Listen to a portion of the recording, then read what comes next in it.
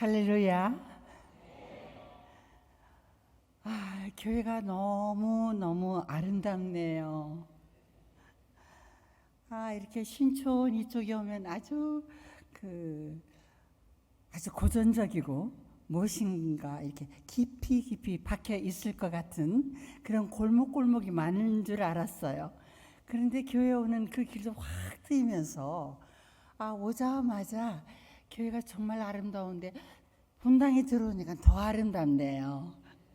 하나님께서 이 시간에 저에게도 이 귀한 밤에 한여름이 다 지나고 하나님의 뜻대로 이렇게 걷어가 주시고 더위를 오늘은 그냥 먼지들도 다 씻겨나가게 비를 이렇게 한 줄금 주시고 이렇게 이 밤에 얼마나 보실 것도 많고 갈 데도 많고 하실 텐데 이렇게 교회당 안에서 여러분들과 만날 수 있도록 하나님께서 복 주신 거에 감사를 드립니다. 아까 오다가 보니까 우리 교회가 70년이시라고 그래요. 이야, 70년 전에는 나는 예수하고 아무 관계도 없었을 때였는데, 그런데 그때 이곳에서는 이렇게 또 귀한 예배당이 생겼네요. 저는요, 광화문 지나서 평창동이라고 조금 높은 동네 있죠. 그쪽 그 삼각산을 이렇게 올라가려고 하는 초입에 우리 교회가 있는데, 우리 교회는 내년에 50주년 되는 교회예요. 근데 교회 이름이 50년 전에는 우리 교회가 이름이 연예인 교회였다고 합니다. 무슨 연예인하고 교회하고 무슨 관계가 있다고 무슨 연예인 교회라고 했을까 궁금하시잖아요. 근데 그때 하나님께서 연예인들 방송국 안에 정말 귀한 자들이 불꽃 일어나서 정말 굉장히 강력하게 예수를 막 선포하고 막 하는 그런 사람들 일으켰는데, 그 중에 제일 가는 사람들 중에 하나가 누구냐면은 곽규석이라는 사람하고 구봉서라는 사람이었어요. 얼마나 많이 웃기고 가는 곳마다 그냥 웃기고 재밌게 하는 사람들인데 그분들이 예수를 믿는다는 거예요. 근데 조용하게 예수 믿으면 좋겠는데 방송국 안이 떠들썩해요. 그분들이 이렇게 휘젓고 가면 많은 사람들이 아이고 시끄러 죽겠다 막 이럴 정도로. 그런데 그분들이 사람들 다 만난 사람마다 예수를 전하면서, 저한테도 이제 여자 코미디언들도 아는 사람이 있었을 거 아니에요. 그때도 저보고 막 예수 믿자고, 오늘 성경 공부가 있대요. 성경 공부 가재. 내가 오늘 저녁 맛있는 거 사준다고. 오늘 기도회가 있대. 내가 맛있는 거 사줄 테니까 밥 먹고 기도회 가재요. 근데 저는 그때는 아무 관계가 없었고요. 참 믿을 것이 그렇게도 없냐. 눈에도 안 보이는 것을 왜 믿는다는 거냐. 눈에도 안 보이는 예수를 믿으라니까 저는 믿을 수가 없었어요. 저는 그때 믿을 게 참 많았거든요. 내가 소유하고 있는 것들, 지금 펼쳐지는 모든 것들이 너무 저는 믿을만 했고요. 그것을 향해서 가면 뭐든지 내 마음대로 될 수 있었거든요. 정말 여러분, 우리가 50년 전으로 한번 가볼까요? 제가 얼마나 젊었겠어요? 저는 그 젊음을 믿을 수 있었거든요. 또 그때 한참 방송이라는 게 이제 불꽃을 튀고 이러면서 제가 방송관에 막 신인으로 유망주다 이러면서 내 앞에 아주 레드 카펫이 쫙 깔리는 기분이었거든요. 그런데도 불구하고 저는 가슴 한켠에 이상하게, 나는 방송만 잘하고 이것만 잘하면 다 내 것이 될 줄 알았으련만, 사실 뒤 돌아서 내 정확한 모습을 보면 내 가슴 안에 구멍이 뻥 하고 뚫려 있는 것을 언제나 느꼈거든요. 채워도 채워지지 않는 것이 있었거든요. 그런데 저 사람들은 이렇게 변화받고 저렇게 예수를 믿으라고 난리를 하는 거예요. 그 중에서 제가 여자로 잊을 수 없는 사람이 있어요. 그때 당시에 최고의 영화 배우였던 고은아라는 여자가 있었어요.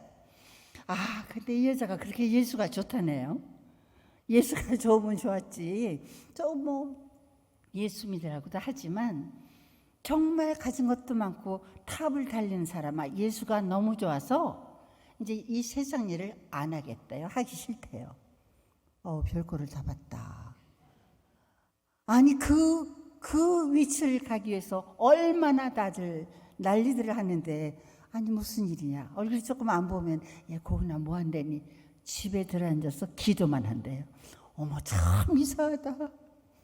정말. 그러더니 어느 날 새롭게 하소서라는 방송이 처음 생겼어요. 라디오에, 기독교 방송국에. 그걸 처음 방송 시작할 때 MC를, 사회를 보기 시작하면서 그다음 영화라든가 텔레비전이라든가 모든 방송을 다 자기의 활동을 접어버리고 주의 일만 하는 것을 제가 보게 됐어요. 이해할 수가 없었어요. 어떻게 저런 일이 있을 수 있을까? 아무튼 그러면서 제 남편은 사실 가슴이 뻥 뚫렸을 때 언제나 나는 시집만 가면 뭐든지 이루어질 거라고 생각했거든요. 그래서 백마를 타고 온 그 남자는 누굴까? 날마다 그렇게 생각했어. 어느 날 정말 백마를 타고 온 그런 남자 같은 사람을 만났어요. 방송을 쓰는 작가인데 시, 소설, 라디오 드라마를 다 쓴대요. 그런데 어떤 동아방송국이라고 지금은 없어진 방송국이 있어요. 동아방송 개국을 했는데 그때 개국 당선 작가래요. 근데 그분이 MBC 문화방송국에 저는 방송을 하고 있는데 그분 작품으로 방송을 하게 됐어요. 그래서 저는 거기서 지금 생각하니까 해설을 했는지 주인공을 했는지 모르겠지만 그 방송을 하는데 그 작가라는 남자가 이 유리창 바깥에 저기 연출이 이렇게 큐를 주는 그 뒤에 앉아 있는 거예요. 저분이 작가래요. 그러냐. 그러던 중에 정말 그 작품을 통해서 사적으로 만나게 되고, 정말 이 사람이 백마를 타고 남자답다 이런 생각을 좀 했어요. 왜냐면 무지무지 잘생겼었거든요. 얘기를 들어보니까 부잣집 아들이래요. 이거 뭐요? 뭐 여러 가지로. 그래서 정말 어느 날 결혼을 했는데 이게 웬일이에요? 내가 생각했던 그 백마를 탄 남자는 나보다 야망이 더 크고 뭐든지 1등 해야지 직성이 풀리는 남자예요. 그러니까 예를 들자면 술을 마셔도 하루에, 자기 말로 그래요. 나는 하루에 소주 12병도 마신다고 그랬어요. 날마다 술을 마시는 거예요. 하루에 담배를 3갑 이상 피는 사람이었어요. 그래서 나는 그냥 다 해결이 나고 그저 1등만 가는 사람인 줄 알았는데, 집에서 그 삶을 바라다 보니까 그 남자 가슴에는 나보다 더 큰 구멍이 뚫혀 있는 거를 내가 볼 수 있었어요. 그걸 채우려고 술을 마시는지, 그걸 채우려고 친구를 만나는지, 그걸 채우려고 그렇게 열심히 글을 쓰는지, 그걸 채우려고 담배 연기 속에서 뭘 끄집어내는지, 이런 생각이 들 정도로 그래도 나름 젊고 한참 왕성하게 일을 할 때이기 때문에 서로 바라다 보면서 기대하면서 그렇게 살고 있었거든요. 근데 방송 난리가 나는 거예요. 요즘에도 우리 남편도 만나기만 하면 예수 믿자고, 나하고 똑같이 성경 공부 가자고, 뭐 기도회 가자고 막 그러는데, 우리는 언제나 진짜, 제 남편은 그래요. 야, 내 주먹 믿어라, 내 실력 믿어, 무슨 예수를 왜 믿냐. 우리 그랬었거든요. 그 난리를 치고 있는 그 중에 어느 날 제 남편이 너무너무 일을 열심히 하다가 감기 몸살이 왔어요. 감기 몸살이 오니까 도리 없이 그냥 몸져 눕더라고요. 그래도 옛날에는 뭐 굉장히 건강하고 체격도 좋으니까 뭐 약 조금만 먹으면 벌떡벌떡 일어나서 일을 했는데, 이번에는 잘 못 일어나고 계속 그렇게 아픈 거예요. 그래서 걱정이 너무너무 돼서 병원을 가야 되겠다 해서 의논해서 병원을 갔습니다. 아무 병원이나 가면 되나요? 대한민국에서 1등 가는 병원을 가야지. 그래가지고 저 의사한테 예약을 해서 병원에 가서 진찰을 받았더니 의사 선생님께서 너무 무리를 하신 것 같다고, 진찰을 한번 해보자고. 그래가지고 진찰을 하자고 독방에 입원을 좀 하라고 그래서 저는 뭐 하루나 지나면 나오게 됐죠. 아니에요. 오전 중내 팍 굶겼다가 하루 종일 검사하고, 그 다음날 또 오전 내 굶겼다가 또 검사하고, 이게 끝이 안 나는 거예요. 며칠이 가는 거예요. 그러니까 제 남편이 상당히 심각하게 뭐가 왔던 것 같아요. 그런데 남편은 못 참고 내가 왜 여기 이렇게 갇혀 있어야 되냐. 이 양약 갖고는 안 되겠다.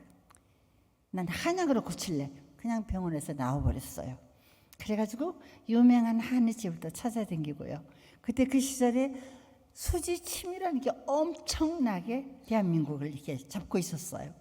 거기 좋은 데 한번 가려면 새벽 4시에 가서 변호포를 받아가지고 와야지.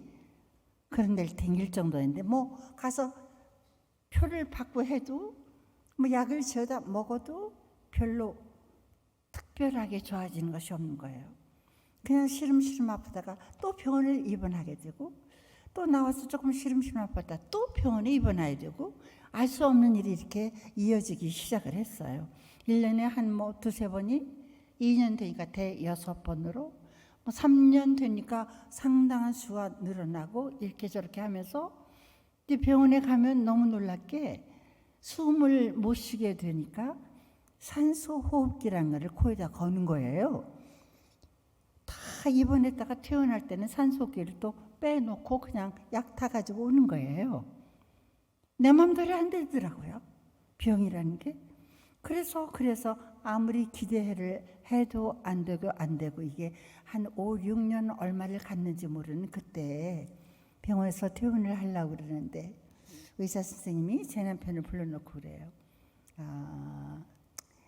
지금까지 선생님 계실 때마다 퇴원할 때는 산소호흡기를 벗어놓고 퇴원했는데 이제는 선생님의 몸 모든 그 숨을 쉬는 그 통로들이 너무너무 나빠져가지고 이 산소호흡기라는 걸로 산소를 넣지 않으면 절대로 이제 1분도 숨을 못 쉬게 쉬었습니다.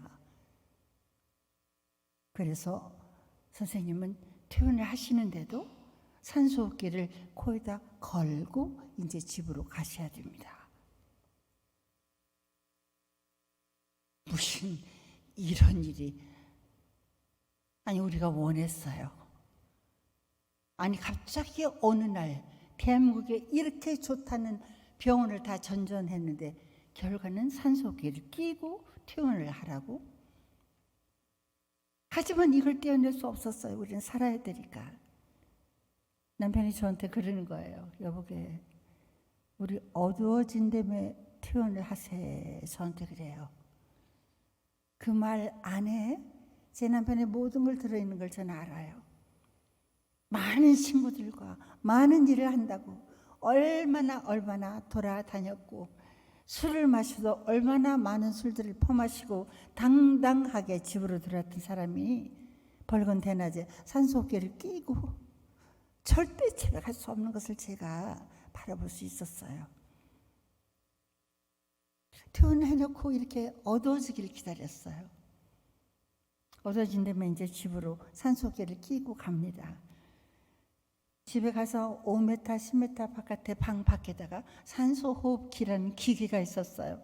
어떤 모터 같은 것이 퍽퍽 돌아가면서 산소를 만들어주면 그 얇은 줄을 코에다 걸고 그렇게 숨을 쉴 수밖에 없이 그 줄에 매달려서 살 수밖에 없는 사람으로 어느 날 갑자기 바뀌는데 방송도 할 수도 없고 친구도 만나러 갈 수 없고 술도 퍼마실 수 없고 그렇게 몇 년을 지난 다음에 돌아보니까 내가 믿고 있었다고 했던 것, 내가 누리고 떵떵거렸다는 것 언제인지 모르게 다 없어져 버리고 없더라고요. 5-6년, 7-8년 가니까 나이도 이제 얼만큼 가버리는 데다가 집이 어디로 날아가 버리고 저금통도 다 많이 낯쓰고 지금 우리가 의료보험 혜택도 받지만 그때 우리 배우들과 작가나 이런 사람들이 의료보험 혜택을 못 받고 있었을 때였어요. 한번 병원 입원, 퇴원, 뭐 중환자실에 들어갔다 나왔다 하면 어마어마한 돈이 이렇게 지불을 해야 되는데 어떻게 별짓을 다 해봐도 들어오는 것보다는 나가는 돈이 어떻게 감당할 수가 없게 되니까 많은 것이 내가 누려온 것 다 없어진 것을 바라만 보지 회복할 길이 없었어요. 가장 가슴이 아픈 건 남편이 처음 병원에 입원하고 퇴원할 때 많은 사람들이 왔어요. 병원에 왔어. 일어나. 술 마셔야지. 글 쓰셔야지. 뭐 하십니까 구 선생님? 그 많은 세월이 지나고 나서 산속길 길고 집에 있는데도 아무도 이제는 제 남편을 거들떠 보지도 찾아오지도 않는 것을 제가 너무너무 이상하게 느끼기 시작했어요. 친척들도 처음엔 정말 온갖 정성을 다했지만 많은 세월이 지나니 다들 제가 그때야 뼈저리게 느꼈어요. 인간이 자기 삶도 얼마나 힘이 드는데 어떻게 남을 도울 수가 있을까?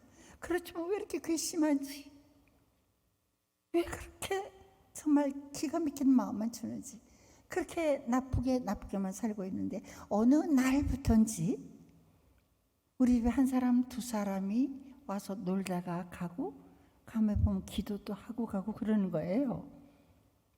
뒤돌아보니까 다들 옛날에 우리한테 예수 믿자고 했던 사람들, 맛있는 거 사줄 테니까 기도에 가자, 찬양하는 데 가자고 했던 분들, 그분들이 가끔 이제 우리 집을 찾아오기 시작했었어요. 그분들을 보니까 내가 너무너무 염치 없지만, 무슨 염치인지는 모르지만 나도 저 사람들 붙들고 교회 한번 가볼까 하는 마음이 생기기 시작을 하는 거예요. 근데 내 남편 산소호흡기를 하고 데리고 갈 수도 없고, 정말 제 남편은 너무너무 자기밖에 몰랐던 정말 사람이었기 때문에 그냥 눈치만 보고 있는 어느 날이었었어요. 우리 집에 어떤 사람이 한번 찾아왔습니다. 그분은 문화방송국 라디오 프로그램에 가장 인기 있었던 전설 따라 삼철이라는 프로그램이 있었죠. 그 프로그램을 연출을 했던 분이셨었어요. 너무 좋은 PD였고, 이 좋은 PD가 제 남편을 같이 손붙들고 전설 따라 삼철리를 같이 취재하면서 방송을 열심히 하고 있다가 제 남편이 아프기 시작했었거든요. 근데 어느 날 이분이 지방 어딘가 출장 갔다 왔더니 방송국에서 밑도 끝도 없이 책상을 복도 바깥에 내놓고 바로 사직해라, 이렇게 명령이 떨어졌던 거예요. 너무 이놈이 놀라가지고. 근데 그분이 그때 장로님이셨었거든요. 그분이 너무 쇼크를 받고 그렇게 잘 나가던 것을 돌이키고 신학을 바로 시작을 하셨어요. 그래서 그분이 오늘의 교회 전도사님으로 계실 때인데 그분이 전도사로 우리 집을 찾아오셨던 것입니다. 나중에 알고 보니까 하영조 목사님이 영국에다 교회를 개척하시고 하영조 목사님 오시고 그 영국에 목사님이 안 계시니까 이분을 파송하시려고 그래서 영국으로 떠나게 되니 제 남편한테 와서 저는 그 방에 들어가 보지도 못했어요. 무슨 얘기들이 그렇게 진지하게 하는지.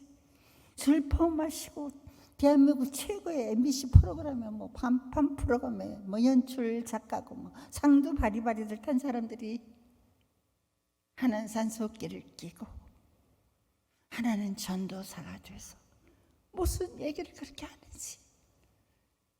얘기가 끝난 다음에 안녕히 가시라고 끊은 다음에 남편이 저를 자기 방으로 부르는 거예요. 들어갔더니 남편이 그래요.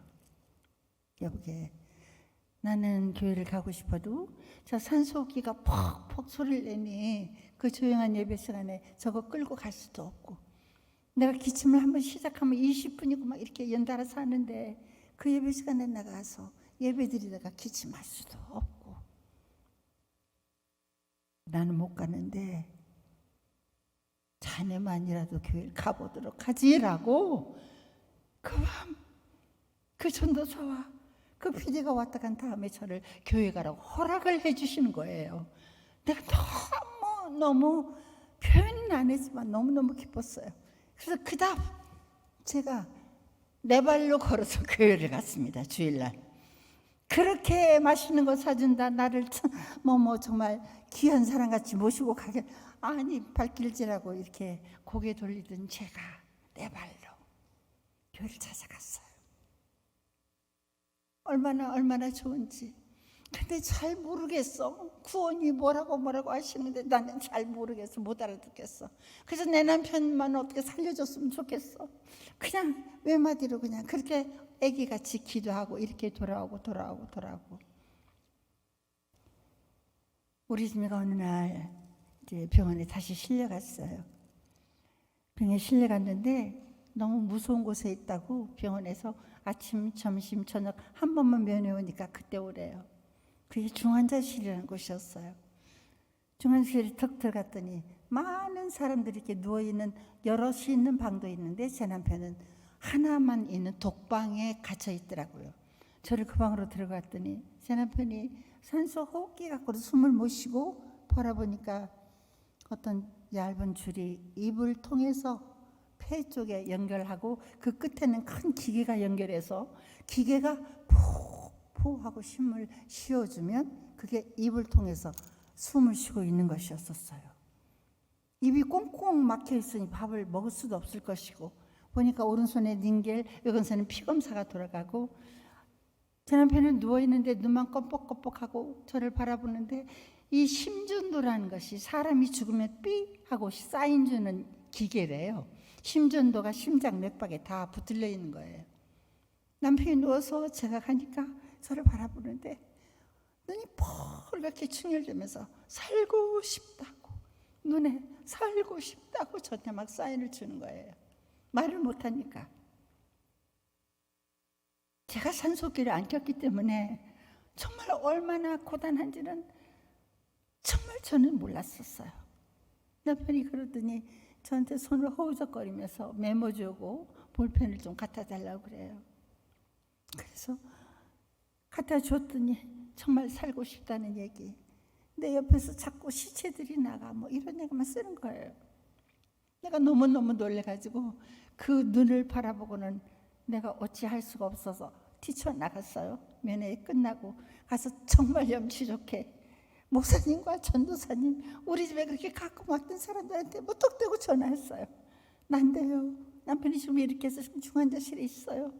그랬더니 그 다음 점심 그 면회 시간에 목사님, 전도사님들이 달려오셔서 뭐를 하고 가셨는지, 뭐 한두 사람밖에 못 들어가니까 저 못 들어갔어요. 밤에 제가 살릴 수는 없지만 그 남편을 내가 안 돌아보면 누가 봐요. 제가 중주여인 같은 마음으로 남편 방에 들어가 봤습니다. 웬일인지 남편은 아침에 그렇게 살고 싶어서 허죽대던 그 눈이 아니라 두 눈에 눈물이 펑 고여 있는 거예요. 그리고 저를 이렇게 바라보더니 또 볼펜하고 이거 뭐 메모지를 갖다 달라고 쥐어줬더니 몇 자 써서 저한테 읽어보라고 하는 겁니다. 뭐라고 써 있느냐면, 목사님과 전도사님께서 나를 위해서 오늘부터 금식을 시작하셨대. 너무너무 고맙다고 전해줘. 이렇게 써졌습니다. 금식이래요. 금식.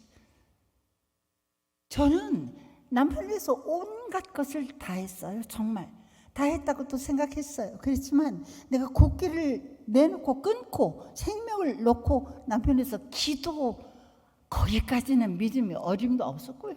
나 기도해본 적이 없었어요. 저도 이게 무슨 소리인데 이게 무슨 소리야. 그렇게 생각하면서 저도 너무 고맙고 감사한 마음으로 그 남편이 그 중환자실 와서 이러고 있을 때까지 저도 금식 기도만 못했지. 정말 7, 80kg 나갔던 사람이 너무너무 기침을 하고 그러니까 그냥 뼈와 가죽만 남더라고요. 근데 병원에 입원 퇴원하고 병원에 주는 약도 먹지만 몸을 좀 회복시켜야 무슨 약을 먹어도 먹어야 되니까, 그래서 약을 많은 걸 제가 정말 치료를 하는데 도움을 드리려고 했어요. 사람들이 보약하면 뭐 용돈약이래요. 뭐 용돈약 했어요. 어림도 없어요. 뭐냐면 개를 좀 어떻게 많이 먹어야, 한두 군데서 안 되면 막 개를 한 마리째 해서 이제 나무에다가 매달아 놓고 그렇게도 했고요. 뭐 별걸 다 좋대요. 뱀이 좋대요. 아우, 난 뱀이 너무 무섭고 비싸기는 왜 이렇게 비싸고, 그렇지만 좋다니까 돈만 생기면. 제가 그 명보국장 뒤쪽에 그 뱀 골목이라고 있었어요. 돈 되는 대로 주면 돈 되는 만큼 뱀을 몇 마리를 구워서 주는지, 아무튼 이 병에다 해서 냉장고에 넣고 공복에 이렇게 드시게 하라고. 거기까지도 해도 별 오만 좋다는 게 다 많은 거예요. 무슨 뭐 소 내장이 어떻고 뭐가 좋고 뭐라고 할 수 있는 것을 다 해보고 있는 중이었고요.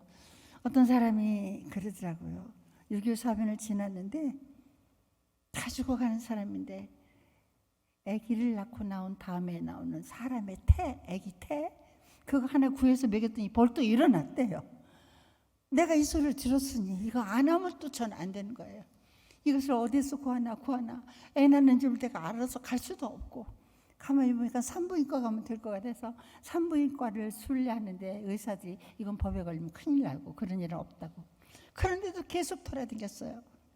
어느 의사가 제가 너무너무 불쌍한지 병원 밖에서 잠깐 기다리시라고.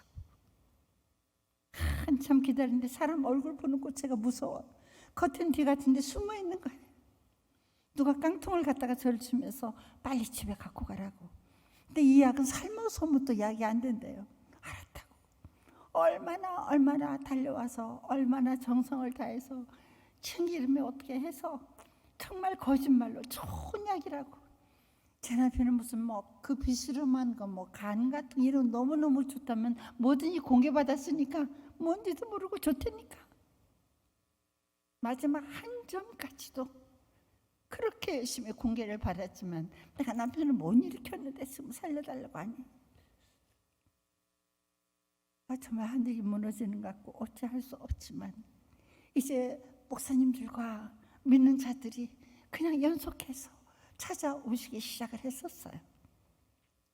나는 아무것도 없고 능력도 없고 그렇지만 정말 남편을 살려야 되겠고 이제 정말 어떻게 해야 될 것인가. 그런데 이 목사님 전도사님이 제 남편 다 줄에 이렇게 있어서 누워있으니 어디 갈 수는 없고 귀는 열려 있는 거예요. 눈이 떠 있다고 해도 성경책 보여줄 수도 없고 목사님께서 얼마나 귀한 말씀들을 전했든지 선생님은 정말 이 세상에 그렇게 지성이고 그렇게 좋은 상도 많이 타시고 정말 마음대로 사셨다고 생각하지만 선생님 정말 모르시는 것이 계실 거라고. 우리 남편은 너무너무 지성인이기 때문에 그렇다면 제일 싫어하는 사람인데 누워있으니까 듣는 거예요. 선생님, 사람이 한 번 죽는 건 정한이신데 알고 계시죠? 당연하지. 사람이 죽지. 그렇지만 우리는 이렇게 아프기 전까지는 죽음을 생각 안 해봤어요. 죽음이 있기는 있지. 언제 우리가 죽음이 와? 몰라. 그거는 내 것이 아직은 아니야 라고 생각했거든요. 목사님들과 한번 죽으면 정한이신데 죽고 난 다음에 죽음의 고개를 넘어간 다음에 딱 두 갈래 길이 있다는 거예요. 죽기는 죽는데 두 갈래 길. 아니 우리 이 세상에 이 많은 길 중에서 내가 선택해서 여기까지 왔는데 무슨 또 두 갈래밖에 없어. 아니 절대로 두 갈래밖에 없는데 하나는 선생님같이 귀하시고 좋은 일 많이 하시고 정말 존경하게 이 세상에서 높임 받으시는 분이라고 할지라도 예수님을 만나지 못하고 죄 사함을 받지 못하면 그분이 죽음의 고비를 딱 넘기고 가면 가실 곳이 두 군데밖에 없는 중에 한 군데를 가게 되십니다. 그게 뒤로 듣고만 있는 거예요. 거기가 어딜까? 지옥이라는 곳이래요. 지옥. 읽어봤지. 좋지 않고 조금 나쁜 것이라며. 이렇게 생각했죠. 아니, 그게 아니고요. 지옥은 지글지글 끓는 불구덩이가 있는데 거기에 불구덩이에 던져진대요. 그러면 잘 됐네. 던져지면 거기서 죽으면 되잖아. 아니, 죽지도 살지도 않고 영원히 영벌을 받는 그곳이 지옥이라는 것이. 들어봤어야지. 그렇게 성경 공부하자고 누가 가봤어야지. 지옥이 그렇게 무서운 곳인지 알았어야지. 또 한 곳이 있대요. 선생님, 두려워하지 마세요. 모든 것이 없고 모든 것이 부족하여 날마다 이 세상에서는 정말 작은 마음으로 사는 사람이 있다 할지라도 그 사람이 저 예수 그리스도를 만나고 죄사함을 받고 정말 선하게 살다가 죽음의 고비를 넘으면 갈 곳이 있다고요. 소망을 가지세요. 그것이 무엇인가? 천국이라는 곳이 기다리고 있답니다. 천국. 그래, 거기 좀 좋은 데라고 들어서 좋다며. 거기 조금 좋은 게 아니니까 영원히 왕 노릇하는 것이고, 슬픔도 눈물도 없는 것이고, 모든 보화가 쌓이는 것이고, 거기는 죽음도 없는 그곳에, 거기서 세세 무궁토록 하나님의 자녀되어 사는 곳이 천국이랍니다. 들어봤어야지. 이제 어떻게 하라는 것인지. 줄 하나가 겨우 매달려서 방울방울 떨어지는 것 같고 지금 겨우 숨을 쉬고 있는데 어떻게 하라고, 지금 어떻게 하라는 말인가 이것이.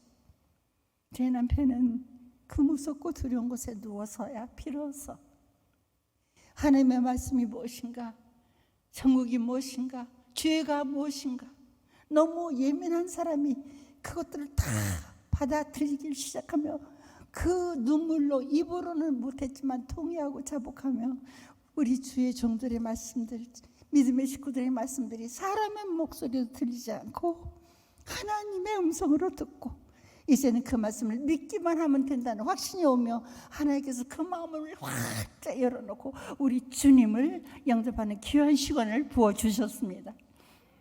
제 남편은 너무너무 정말 놀랍고 그런 은혜 속에 들어가면서 그렇게 눈물도 흘리고 저를 바라보면 감사하다고 다 하고 목사님, 전도사님께 안부도 전하고 알 수도 없는 사람이 바뀌었어요. 너무너무 고맙고 감사한 그때 우리 아버지 하나님께서 제 남편을 보시고 아이고 이놈아, 그렇게 좋을 때 내가 내 새끼 되라고 천국 오라고 날마다 사람들을 보내고 옆에 사람 보내서 오라고 했으려면 이제 그제 마음 열었냐?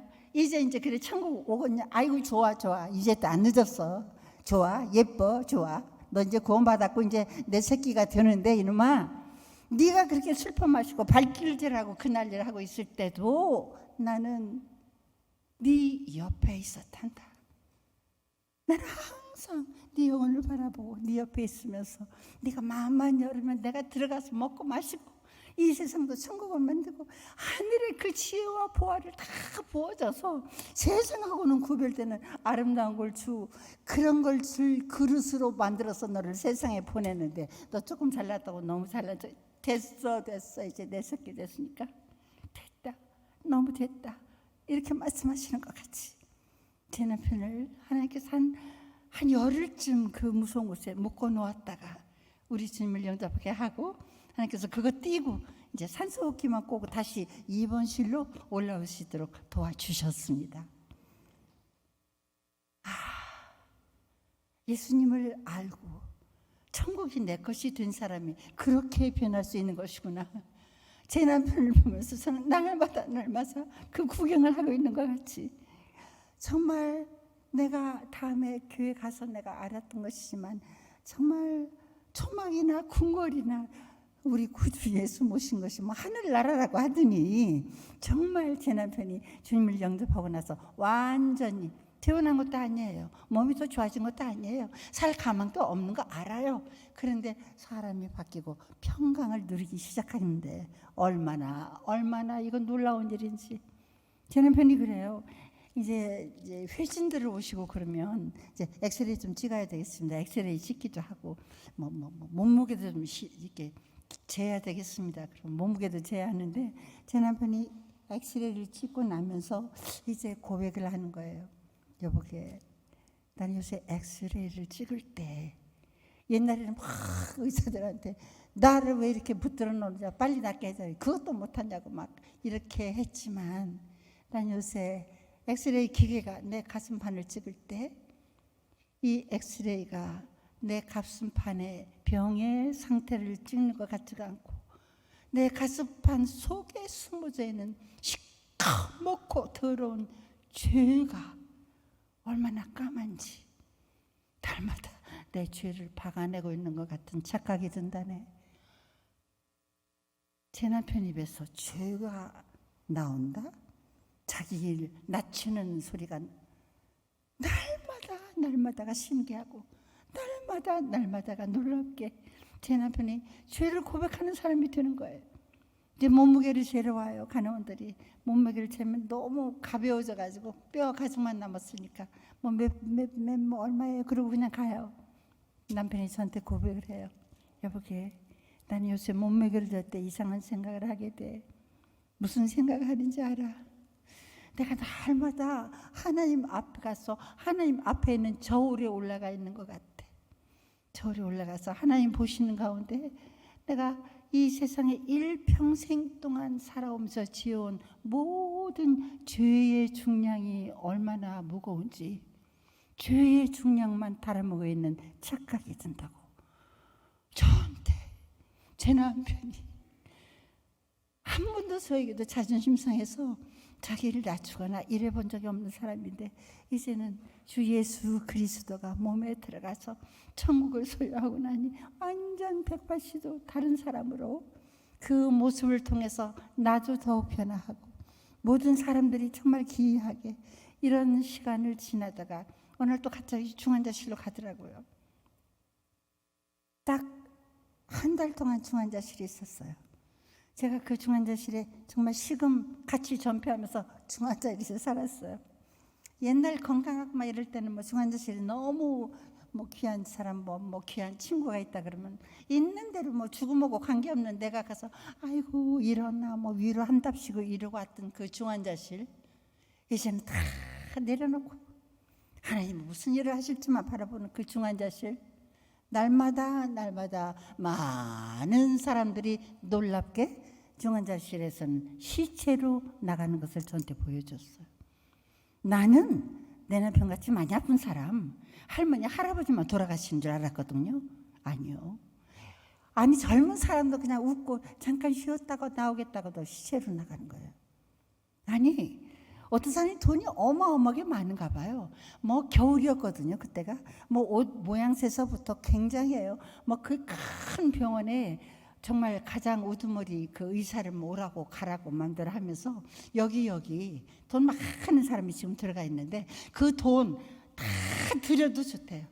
그 돈 다 들여도 중에 이 사람만 좀 살려달라는데 돈이 무시무시하게 뭐 권력이 있다고 그러는데 무섭다는데 지 돈 보따리 가지고도 자기 생명을 1초 연장을 못 시키고 죽어 나가는 것을 제가 보는 것이에요. 사람의 생사가 어디에 달려 있는가? 아니 지금 내가 이게 심장이 뛰는가, 내가 걸어다니는가, 이 모든 것이 지금 어디서부터 왔다 어디로부터 가는 것인가를 제가 느끼기 시작을 했어요. 모든 것이 내 마음대로가 아니더라고요. 걷는 것도 심장 뛰는 것도 보이는 것도 다 내 마음대로가 아니라는 걸 저는 깨닫기 시작했어요. 인간은 무지랭이에요. 내 마음대로 아무것도 안 되는 것. 정말 그럼에도 불구하고 그렇게 아무것도 모르는 무식하기 그지없이 잘났다고 살아왔던 그 모든 것들이 날마다 너무너무 현실을 보는 거예요. 그때 많은 그 국회의원들도 돌아가셨었어요. 정대철 씨라고 그분도 국회의원 많이 하셨고 요즘 많은 그 아들도 국회의원이래요. 그 아버지가 하여튼 귀한 그 국회의원이었었어요. 근데 그 기분이 그 귀한 그분이 돌아가시더라고요. 저는 너무너무 놀라는 거예요. 모든 것이. 아이고 국회의원도 죽는구나. 아이고 나 배우 나는 안 죽는 줄 아는데 아이고 나도 어느샌가 죽겠구나. 아니 모든 것이 너무 선명해지는 거예요. 그 모든 것을 바라고 하다가 어느 날 제가 이제 남편한테 매일 이제 면회는 갈 거 아니에요. 이제 나도 죽어가니까 뭐 가서 면회만 하지 뭐 말 한마디. 이제 뭐 뇌사 상태로 누워 있으니까 듣지도 아무것도 못해 누워만 있어요. 기계가 이렇게 숨만 쉬어주니까 아무도 찾아오지 않는 것이에요. 아무도 내가 찾아갈 데도 없는 것이에요. 지금 죽어가는 남편 하나만 바라보고 이렇게 있는 것이에요. 아무도 안 오고 아무도 찾아갈 수 없지만 그래도 남편이 만난 주 예수가 나의 주 예수도 돼서 남편 머리나 몸을 이렇게 만지면서 소리도 안 나고 나도 지쳐서. 그렇지만 내 입술로는 아버지, 나한테도 잘 안 들리지만 주님, 이 소리는 계속 내가 내고 있는 것을 느끼는데 내가 그렇게 들리지도 않고 소리 없이 보잘것없는 것이 죽어가면서 아버지를 부르지만 그 아버지는 나를 한 번도 모른 척하거나 내박쳐 주시지 않고 내가 아버지 할 때마다 나 여기 있다, 여기 있다. 너는 세상에 버림받은 거 아니, 나 여기 있어. 너랑 함께 혼자 여기 있단다. 모든 걸 다 나한테 맡기고 나한테 기대고 나 여기 있어, 나 여기 있어. 힘을 내라고. 나는 너를 사랑한다. 나 사랑하는데 네가 뭐 도록도록 나한테 뭐 바치고 뭐 해서 사랑하고 아니, 나는 네가 연약할수록 더욱 사랑한다고. 세상에서는 들어보지 못했던, 세상에서는 한 번도 받아보지 못한 어마어마한 사랑을 다 죽어가는 값어치 하나 없는 이것들을 바라다 보면서 우리 아버지 하나님은 만복을 우리에게 주시면서 위로하시면서 제가요 어디 멋있고 한 그런 부흥회나 어디 가서 그렇게 크게 예수님을 그렇게 만나본 적이 없는 생각이 들었거든요. 그리고 내 앞에 오시지도 않았었어요. 마음도 안 열리고 내가 잘 모르니까, 그 통로를 모르니까. 그렇지만 그 불쌍한 나와 제 남편과 우리 가족 모두를 찾아오셔서 정말 온전히 구원해 주셔서 모든 거에 자유할 수 있도록 할 때 아버지 하나님의 이제는 남편을 천국으로 보내야 될 시간을 사인을 주셔서 집으로 남편 데리고 가고 목사님 전도사님 찾아오셔서 오른손을 목사님 왼손을 전도사님 잡고 한없이 축복기도 해주시는 가운데 제 남편이 저보다 한 발짝 먼저 너무너무 아름답게 그냥 하얗게 얼굴 변하고 기침도 안 나고 주의 사사슬의 기도 소리를 노래 소리 듣고 제 남편이 먼저 천국으로 소천을 했습니다. 천국 갔다니까요. 지가 무슨 천국 갈 자격이 있어. 지가 뭐를 했어. 지가 와서 뭐 성경 공부를 한번 했어. 뭐 애들들을 한자를 가르쳐보고 아무것도 안 했어요. 그냥 주님하고 불러만 보고 죄사함만 받고 누워있다가 천국 문이 확 열려서 천국 가버렸다니까요. 내가 정신이 번쩍 났어요. 와, 나 지금 뭐 믿고 살았냐. 이렇게 보잘것없는 아침 안개보다도 못한 이 인생 나 못 믿고 사는 정신이 번쩍 났어요. 하나님, 예수님, 성령님은 뭐 어떤 분이냐 더 알아야 되는 거예요. 정신 나서 이제 찾아서 댕기도 어디 속 시원하게 알려주는 데서 다 교회를 가야지 거기서 정답이 나오는 거예요. 기도를 해야지 해결이 나는 것 같고 찬양을 그렇게 해야지. 제 남편이 산소호흡기를 끼고 있으니까 아무리 제 남편도 노래 잘했거든요. 찬양을 아무리 해도 숨 넘어가니까 못해요. 찬양 들려줘. 성경 좀 읽어줘. 그렇지. 하나님, 저 지금 숨 쉬잖아요. 저 소리 있잖아요. 저도 방송에서 끝나고 뭐 드라마 끝나고 나면 쫑파티 그래가지고 뭐 술도 또 마셔가면서 뭐 마이크도 돌려가면서 노래도 하고 그랬던 사람들이거든요. 근데 다 부질없어. 재미 하나도 없어. 하나님의 성경의 말씀 가지고 찬양하는 게 너무너무 좋아. 아버지, 나 호흡 있잖아. 나 너무너무 찬양이 좋네. 찬양이 왜 저렇게 좋아? 아까 앞에서 찬양하는데 너무너무 좋아. 나도 너무 좋아. 속으로 그랬더니 어느 날 찬양대 지휘자가 저한테 찾아와가지고요. 저희는 한 번도 본 적 없는 사람, 교제도 없는 사람인데 저 있잖아요. 성가대에 와서 찬양을 같이 하시면 어떠세요? 어머, 난 생각밖에 안 했는데 응답이야. 이거 뭔 일이야. 너무너무 좋은 거예요. 그래서 그닥 아빠 천국 보내고 바로 성가대 가서 얼마나 은혜를 받는지 말씀과 내 모든 영혼을 다 바쳐서 찬양을 할 수 있다니까 너무너무 좋아서 제 남편이 우리 88 올림픽 할 때 그때 1월 달에 천국을 갔거든요. 제가 그러니까는 88년이죠. 제 남편이 너무 아깝게 52살에 천국을 갔어요. 그래도 천국 갔으니까 저는 그때 5살 아래라 47살이었을 때였어요. 근데 그냥 예수가 좋으니까 너무너무 좋아. 교회 가면 그냥 애같이 그냥 펄펄 뛰는 거예요. 그래가지고 이제 성가대 가서 막 찬양을 막 하고 있고 막 그래요. 목사님이 47살이나 된 여자가 너무 애같이, 저 방송에 했다고 유명한 여자가 그러니까 기특하기 그지없는 거예요. 저 여전도회라고 있는데 한번 가보자. 여전도회가 어디야? 막 가보는 거예요. 어머, 어쩜 이렇게 예수 믿는 사람이 많아. 너무 멋있다. 이 사람들은 언제 이렇게 많이 배웠대? 나는 언제 배우냐? 그러고 막 있다가 또 목사님이 기특해요. 저 구역예배라고 있는데, 구역예배는 어디야? 또 막 가보는 거예요. 막 할머니, 깨갱깨갱 애기 막 다 젊은 사람들 다 모여서 막, 어머, 정말 귀하다. 내가 어떻게 해서 이 뒤늦게나마 여기에 내가 이렇게 뽑혀가지고 여기 와 있냐, 막 이런 기분이 들고 막. 그런 구역장이 기도 제목을 좀 써서 내세요. 그럼 기도 제목 이렇게 하는데, 우리 그 수은에 외국에 가서 많은 우리나라 대표로 가서 근무했던 그런 예쁜 여자가 있었어요. 얼마나 멋있는지. 얼굴도 예쁘지, 여기 가면 부인이지, 저 사람은 뭐가 부족할 게 없겠다. 근데 왜 저렇게 울며 예배를 드리고 저렇게 저러냐. 내가 이제 그랬거든요. 기도 제목 내라고 했더니 아기를 못 가져서 아기를 갖게 해서 해달라고. 어머, 그런 일이 있었구나. 너무 불쌍해. 우리는 아버지 아기 좀 갖게 해주세요, 아버지. 그리고 지금 우리 교회 이영식 씨라고 계셔요, 여러분. 이영식 씨 지금 너무 유명하죠. 딸님이 결혼시켜가지고 난리를 하고 있잖아요. 영식 씨가 사실은 그 딸님이 십몇 년 만에 낳았다고 언제나 방송하잖아요. 사실 우리 교회를 처음 다닐 때 자동차 광이었었어요. 그래서 자동차는 여러 개 이렇게 갖고 다녔는데 아기가 없었어요.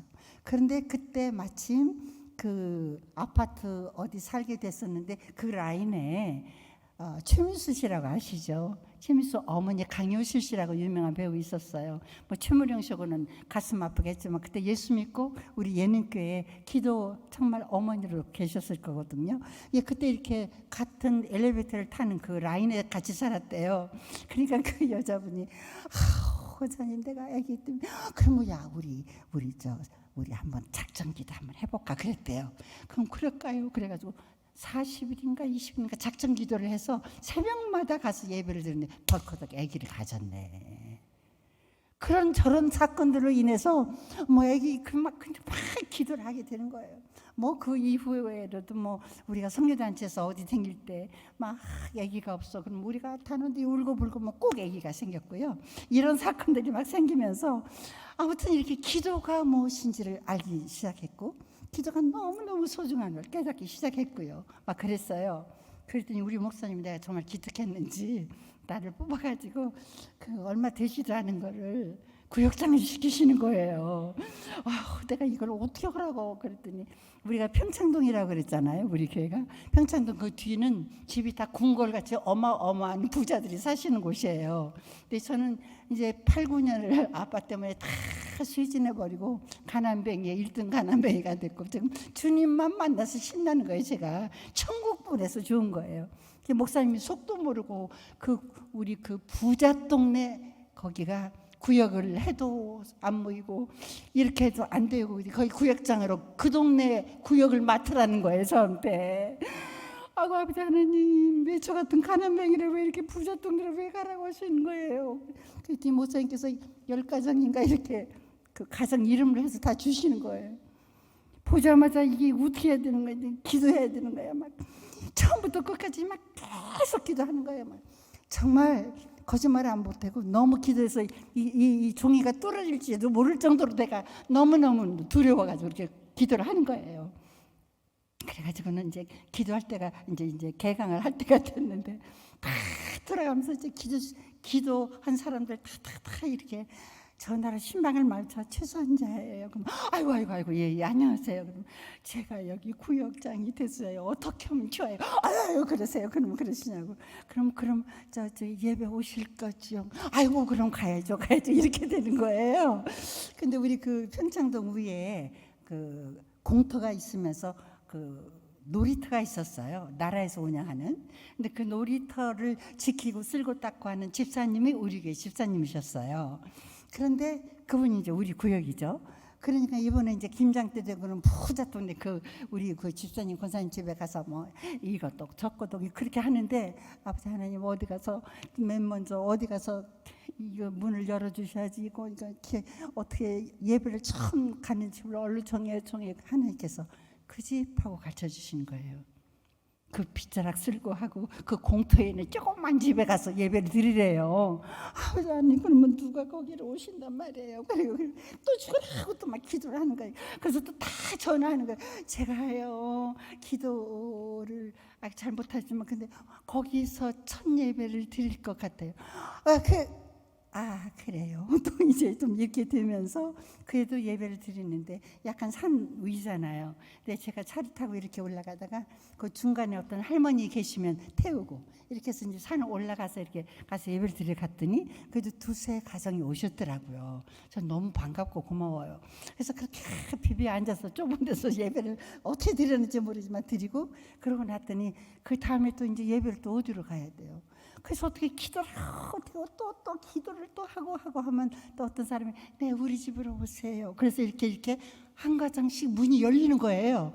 이제 봄이 돼서 막 그 평창동이 흐드러지게 그 대궐 같은 집에 꽃동산이 되고 그러니까 어느 날 아유 저 구역장님 우리 집에 꽃이 많이 피었어요. 우리 집으로 오늘 예배드리러 오시죠.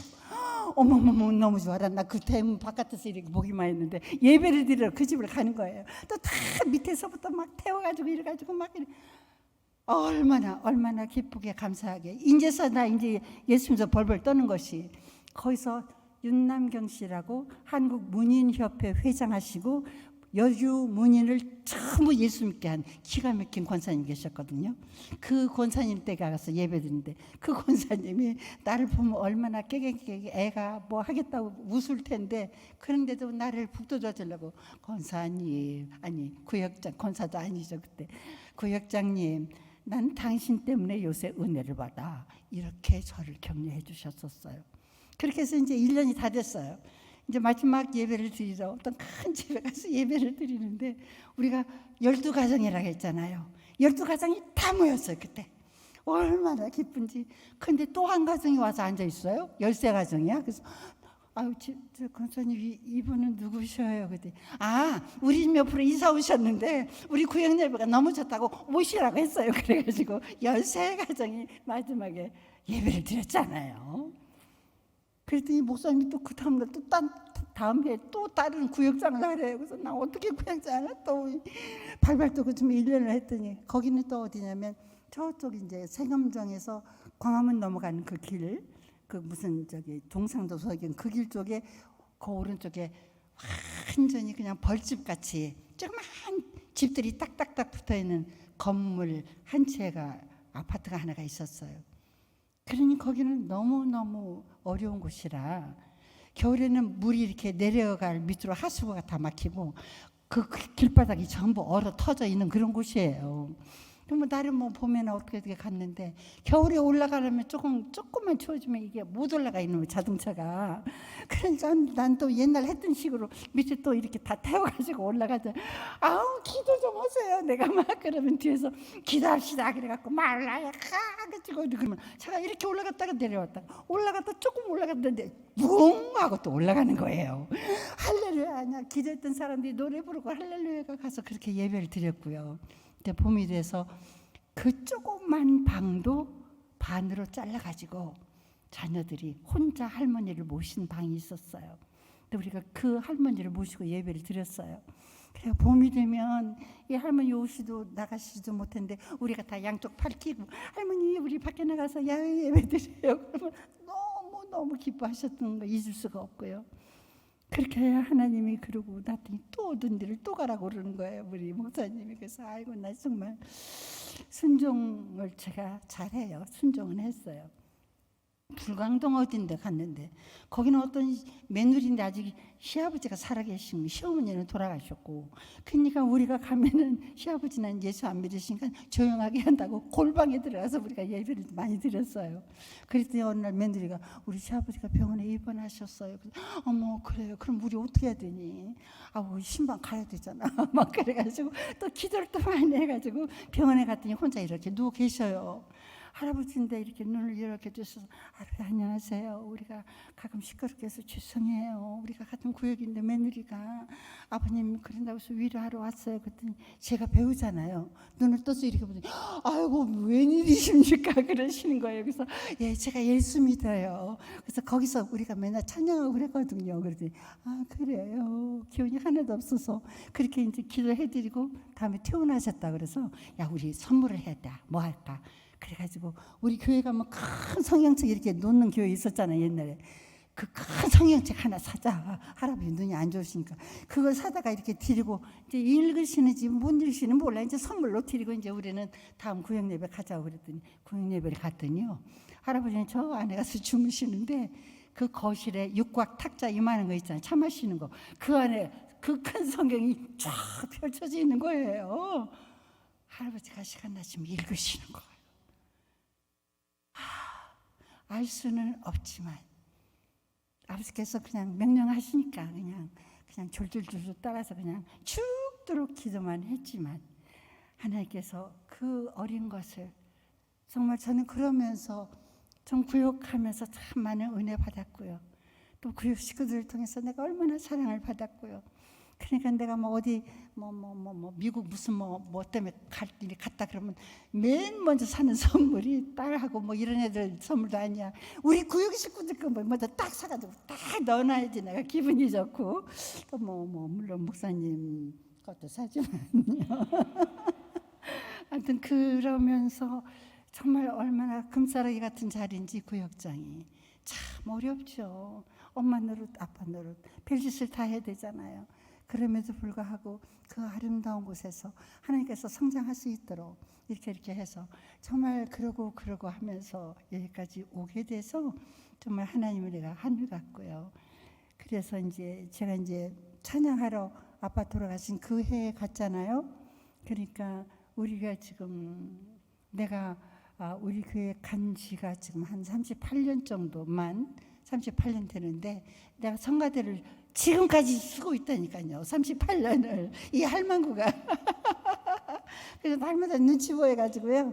성가대들한테 이제 연말 지나면 아우 난 이제 그만 내려놔야 되겠는데 그래요. 그러면 아니요 권사님 앉아 계시는 것만으로 좋아요. 막 그러면 이게 거짓말인가 참말인가 모르면서도 정말 그러면서 또 1년 지나고 또 1년 지나고 그러면서 정말 하나님을 사모하면서 그 끈을 어떻게든지 바들바들 받고 살라고 그렇게 살고 있으면서 이렇게 살 수 있도록 아버지 하나님께서 은혜를 주셨습니다. 그리고 이제 난 다음에 뒤돌아보니까 방송국에 예수 그렇게 잘 믿는 사람이 많은 줄 몰랐어요. 돌아봤더니 어머 저기 한희수 장로이네, 어머머 임동진 목사 저기 전에, 어머머 장로이네, 어머머 저기 다 있네. 아이고야 저런 사람이 다 장로네. 어머 야야야 정영숙이가요 신학했어요. 지금 강도사예요. 안수만 받은 목사예요. 말씀대전 기도대전에 한번 부르세요 목사님. 너무 예쁘고요. 참 좋아요. 그렇게 믿는 사람들이 많아지는데 내가 이제 우리들이 모여가지고 거저 이렇게 달란트 주셨는데 우리 이러고만 있으면 되냐? 그래가지고 하나님한테 기도를 했거든요. 근데 우리가 그 연예인교회를 이제 연예인교회 하니까 연예인들만 오는 줄 알고 교회가 부흥이 안 되고 걸림돌이 있어서 지금은 예수 능력 2자를 따서 Jesus Power 그 2자를 따서 예능교회라고 지금 서울예고 바로 길 건너편에 있습니다. 그러니까 우리가 이렇게 좋은 하나님께서 좋은 걸 주셨는데 보니까 예수 믿는 사람 많잖아요. 김혜서 권사도요. 얼마나 예수 잘 믿는지 몰라요. 권사라니까요. 정말 못 사는 나라에 막 쌀가지고 댕기고요. 너무너무 귀해요. 근데 우리가 이렇게 좋은 거 가만히 있으면 안 돼. 집회도 좋아. 세회. 하나님 우리가 할 수 있는 좋은 작품. 하나님 작품 하나 주세요. 그래서 우리 예능교회 지휘자가 작곡가였어요. 이제 그 사람이 작곡을 해서 하면 온 성도들이 그렇게 은혜를 받는 거라. 근데 이 사람이 술 고주망태기였었대요. 근데 예수 맞고 뒤집어져가지고 자기 어떤 세상에 목화를 했던 사람인데 어떤 가수로 그렇게 정말 좋은 찬양을 이렇게 해내는 거예요. 그래가지고 그분들하고 이제 우리 성가대가 월 말 되고 월 초 되는 마지막 날 기도원을 갔었어요. 우리 교회는 언제나 기도원을 가면 지난 날하고 새로 오는 날하고 만나잖아요. 그래서 그때 그럼 두 달을 묶어서 기도하고 그랬어요. 근데 기도하러 가면 저는요, 하나님, 우리가 이렇게 좋은 작품도 있고 이렇게 좋은 탤런트도 있는데 우리 좀 어떻게 더 써주세요. 막 이렇게 기도를 했거든요. 그랬더니 하나님께서 그래 그 지휘자 그 작품 갖고 가면 좋겠네. 그래서 그 지휘자가 성경 창세기에서부터 뒤에 예수가 부활 승천하는 것까지 확 합쳐서 뮤지컬을 작곡을 해가지고 너무 귀한 작품을 만드셨어요. 그래가지고 이거를 땅끝까지 쓰기를 하나님 기도를 하고 그랬었는데, 제가 그때는 마음이 너무 열해가지고, 하나님 아버지, 땅끝까지 가려면 어떻게 가야 됩니까? 우리나라가 바다로 세면이 둘러싸여 있으니까 아버지 그냥 바다 한 개만 이렇게 건너면 땅끝 갈 수 있어요. 문이 열려요. 아버지 그렇게 할게요. 그러면 우리 제주도 좀 보내주세요. 아니 현해탄 건너서 일본이라도 보내달라고 하면 하나님이 그거 안 하시겠어요? 근데 얼마나 쫄려가지고 믿음이 없는 것이, 아니 제주도를 보내달라고 했는데, 그 해 여름에 제주도에 통합측교회 영락교회가 제주에서 크게 새로 지어가지고 총회를 거기서 한대요. 거기서 그 교회에서 총회 마음을 딱딱하니까 연예인교회 그리고 예능교회 당신들이 와서 조그만 연극이라도 해달라는 거예요. 어머, 기도가 또 응답됐어. 또 그래가지고 이제 막 우리가 너무 좋아가지고 예수가 이렇게 탄생해서 뭐 하는 그 신약을 조금 해서 갔거든요. 어마어마하게 크게 지셨어요. 근데 아직 에어컨도 안 나오는데 여름이야. 근데 이제 배우들이 연극한다고 막 이제 뭐 윤복희 뭐 그때 이제 추미수가 큰 배우로 발돋움하기 전이었어요. 강유실 권사님 이렇게 해서 그 전에 교회에서 예수 역할을 한 말에서 예수 뭐 나 뭐 그래가지고 이제 다 많이 갔거든요. 거기 기가 막힌 통합측 목사님이 얼마나 많아요. 그런데 얘기를 들으니까 제주도는 귀신이 수천, 뭐 일본보다 더 많을 수가 있대요. 그렇게 많은 데가 제주도래요. 그래서 아무리 그 믿음의 크리스찬들이 뭘 어마어마한 컨퍼런스를 해도 취재 하나도 안 나고 방송 하나 뭐 오지도 않는다는 거예요. 아니 근데 이게 웬일이에요. 이 영락교회 이 인제서 구원받고 찔찔매는 뭐 믿음이 있는가 없는가도 모르지만 예수 작품 갖고 뭐 공연한다니까, 아니 방송국에서 카메라 들머지고 이 영락교회로 오니까 목사님들은 당신들 찾아올 줄 알고 준비하고 있는데 거기는 안 가. 우리들한테만 다 와가지고 인터뷰를 하시는 거예요. 우리는 또 뭐 그게 뭔지 우리는 당연하게 그렇게 한다 그래. 아니라는 거예요. 다음에 정말 끝나고 들었던 얘기인데 그건 있을 수도 없는 사건이었다고 하더라고요. 그렇게 해서 거기서 정말 응답받고, 그러니까 이제 내가 얼마나 기도의 은혜를 입었어요. 그러니까 아버지 하나님 정말 땅끝 하고 또 이제 기다리고 했더니 그 다음에 하나님께서 뭐 미국의 문을 열기 시작해서, 미국의 큰 도시는, 미국에는 이 한국 사람들 뭐 미국 사람들은 이 얼굴색 나쁜 사람들은 취급도 잘 안 해요. 그런데 우리는 내노라 하나님이 자녀들이고 대한민국의 탑스타들이 지금 갔는데, 그래가지고 서울에서 우리가 세종문화회관에서 저기 예술의 전당 있기도 전에 우리가 창립 공연을 했었거든요. 그 프로그램이 너무너무 좋은 거를 딱 미국에 갖고 가서 제가 이제 LA를 먼저 가가지고 이걸 어떻게 해야 되나. 근데 거기는 이제 텔레비전이 열악하니까 한국일보가 왕이에요. 외국에는 그 매스컴에 대해서 매스컴을 잡아야지, 나팔을 부는 자가 있어야지 이게 전달이 되잖아요. 그래서 한국일보 사장을 그냥 만나자고 했어요. 그냥 밑도 끝도 없어요. 저는 이제 예수 만나고 나니까 사람이 어떻게 이상해져가지고, 하나님을 위해서 일하는데 누가 막어? 하나님이 이렇게 응답하시고 하는데 나 만나야 돼. 그분 그 한국일보고 일을 해야지 예수 부활 승천이 제대로 된단 말이야. 이런 생각을 주셔가지고, 그래서 한국에 가서 얘기를 했더니 배우가 오니까 너무 뜸해했는데, 그래도 우리가 했던 프로그램 내주고 그랬더니 이런 사람들이 다 비자가 나옵니까? 이게 미국 얼마 전에 유명한 가수 다 PR 해놨는데 비자 안 나와서 못 왔어요. 아니요, 우리는 다 올 거예요. 저는 아무것도 몰라요. 근데 그냥 떳떳하게 얘기하고 하나님 하실 건데 뭐. 그래가지고 그때 전도사, 대학생들 이런 사람들은 비자가 안 나올 때였고요. 제가 처음 갈 때도 비자가 처음에 안 나왔어요. 새롭게 하소서에 내가 간증자로 갔는데, 아니 왜 내 비자가 내가 왜 안 나오냐? 보자는 돈 있는 거 통장 다 보여줘. 왜 안 나오냐? 한국 사람들이 미국만 들어가면 안 나온대요. 도망가 버리고. 특별히 목사, 전도사가 제일 안 나온대요. 특별히 과부는 더 안 나온대요. 내가 과부래요. 나를 못 믿어서 비자를 못 내준대요. 기가 막혀. 하나님 이거 뭐예요 도대체? 저잖아요, 저 아버지. 그랬더니 정말 마지막 그 기독교 방송국에서 각국의 그 선교사님들 전부 동원시켜가지고 그분들이 다 뒷받침 해주셨고요.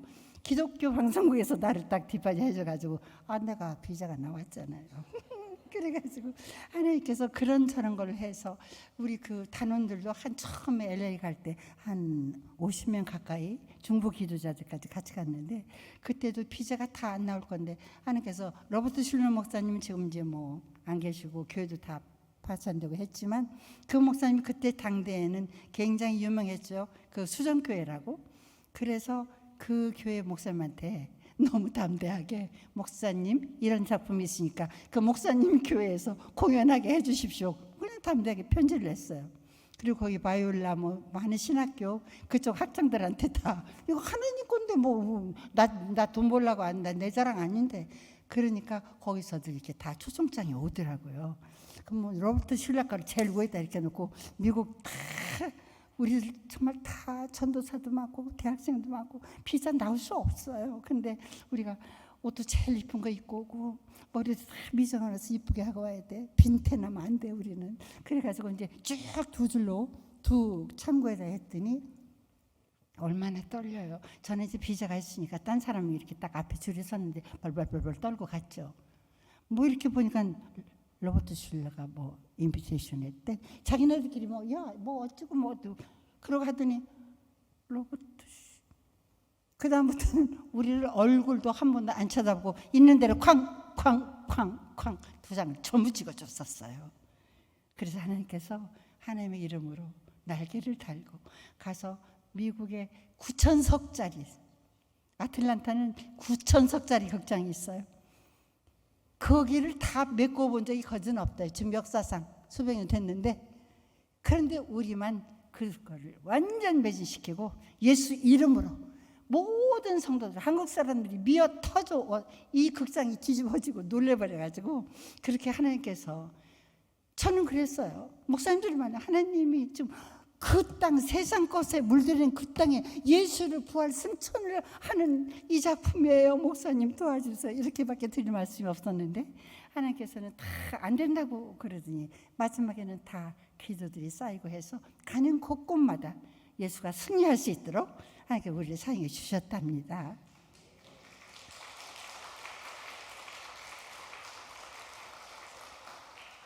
저는 지난번 작년 11월에서 1월까지 몽골에 한 22일 동안 가서 영화를 하나 촬영하고 왔어요. 근데 그게 신의 악단이라는 작품이에요. 그게 예수님 작품이에요. 신의 악단. 이북의 지하교회, 이북의 그쪽 얘기를 정말 희화시켜가지고 예수 때문에 그런 얘기인데 사실 너무 돈이 없잖아요, 이북에. 그러니까 한국의 CEO한테 돈을 수만 불을 거저 준다고 하니까 도와준다고 하니까 그럼 오라고 하자고 그랬더니 그 CEO들이 교회를 하나 세우라. 그럼 그거 세운다. 군인들이 뚝딱해서 그것까지 세우면 되지. 자기네들끼리 막 그래 이북 사람들이 그럼 한다고. 그런데 또 하나 부탁이 있다. 꼭 부흥회를 한번 할 수 있게 해달라. 그러니까 이 사람들이 너무 골칫거리는지 부흥회를 어떻게 하는 것이지. 아니 예배는 어떻게 드리는 것이 해가지고 이제 한국에서 막 비디오 같은 거 몰래 막 했다가 다 틀어놓고 이제 공부를 하는 것이에요. 예배 드리는 거, 기도하는 거, 막 성경 보는 거, 공부하는 거 다 그대로 흉내내서 총 들고 있어가지고 그대로 해가서 뽑아가지고 12명 악단을 뽑아가지고 그 악단 이름이 신의 악단이에요. 그래가지고 거기서 찬양 연습도 하고 그러는데 완전히 이북 사투리를 막 찬양하니까 얼마나 웃기는지 몰라요. 이렇게 저렇게 하다가 마지막에 가장 악랄하게 우리를 막 정말 죽이려 하고 그 사람들을 압박하고 했던 사람이 어느 엄마의 믿음을 알게 되고 하면서 쇼크를 받기 시작하면서 마지막에 정말 그 가장 악랄한 사람이 이 악단들을 큰 데 가서 그날 이제 CEO들이 와서 공연하는 날 우리 이남으로 탈출시키는 이야기예요. 그래서 그 가장 악랄한 사람은 잡혀서 죽게 되고 그래서 사울이 바울 되는 이야기 너무 재밌거든요. 내년 3월쯤 개봉하려고 그럽니다. 그때 제가 목사님 찾아와서 온 성도분들 다 모시고 오셔야 돼요. 큰 극장 하나 딱 해가지고 목사님 기도 딱 하시고 그리고 한번 이렇게 보시고 하나님께서 알 수는 없지만 우리 믿음의 어느 구석구석에 가장 파워풀한 것들을 모으시더라고요. 그리고 하면 못할 일이 없으시더라고요. 저는 그런 마음을 정말 굳이 먹고 또 작년 가을에 두 어머니라는 작품을 했어요. 근데 두 어머니는 얼마나 한이 많고 할 얘기가 많아요. 그 두 어머니도 무슨 얘기일까? 우리 성가대부장 많이 왔어요. 보다가 중간쯤 보다가 너무 기절 첩보가 해버린 거예요. 무슨 얘기냐? 하나는 예수의 어머니 마리아고 또 하나는 가룟 유다의 어머니 마리아인 거예요. 작가가 그렇게 잘 발상을 해서 그렇게 만나가지고 서로 정말 그 아들 사랑을 누군지도 모르고 그렇게 만나게 해서 예루살렘에 올라가 이렇게 해서 작품이 참 아름다워서 또 내년쯤은 독일 쪽에서 초청을 할 거라고 하고 그 예수님 어머니는 우리 정영숙 강도사가 하고요. 그 나쁜 엄마는 최선자가 있습니다. 그렇지만 나중에 이 엄마도 예수를 이렇게 영접하고 예수님을 바라보고 이렇게 하는 걸로 이제 끝나서 하여튼 하나님은 알 수 없지만 이렇게 저렇게 그리고 이제 1월 13일부터 17일까지 동숭동에서 또 지금 제가 연습하고 있고 연극이요. 시간이 되면 이제 제가 목사님 초청을 할 건데 쫓아오셔요. 그러면 초청이 됩니다. 그렇게 해서 하나님께서 이렇게 살 수 있도록 도와주시고 정말 하나님께서 말씀하셨죠. 주 예수 그리스도를 영접하고 믿기만 하면 하나님 아버지의 자녀의 권세를 주신다고. 누구든지 그 이름을 부르기만 하여. 최선자, 너 옛날에 무당 쳤지? 무당 춤 많이 췄잖아요. 제가 예수 믿고는 한 번도 해본 적 없어요. 너 무당 쳤지? 너는 오지 마. 이렇게 말씀 안 하시더라고요. 누구든지 살인을 했냐? 온갖 짓을 다 범행을 누구든지 회개하고 내 이름을 부르기만 하면 하나님 아버지의 권세를 주신다고. 하늘과 땅과 땅 아래 모든 권세를 가진 분이 내 아버지가 될 수 있도록 저를 불러주셨고 오늘도 우리 아버지께서 이 귀한 좋은 날에 여러분 한 분 한 분을 기억하셔서 이렇게 귀한 신영교회 기둥으로 정말 최선자같이 아무것도 아닌 것이 그냥 아버지 땅끝 했더니 주신 것과 마찬가지로 모든 비전을 품고 이 땅을 굳히고 지켜나가고 펼치라고 이 아름다운 교회를 허락하신 줄 믿습니다. 아직도 이렇게 젊으시고 아직도 이렇게 예쁘고 얼마나 할 일이 많고 하나님이 바라보고 계실지 또 이렇게 젊은 목사님을 보내주셔서 무슨 일이 있을지 저는 모르겠지만 저도 신영교회를 언제나 바라보고 기도하면서 하나님의 좋은 일들을 같이 하면 더욱 좋겠고 그날이 오기를 고대하겠습니다. 오늘 시간이 많이 지난 것 같지만 그래도 모르겠어 막 그러고 그냥 제 얘기를 이렇게 저렇게 드렸습니다. 하나님께서 이 밤을 주신 걸 너무너무 감사하게 생각하고요.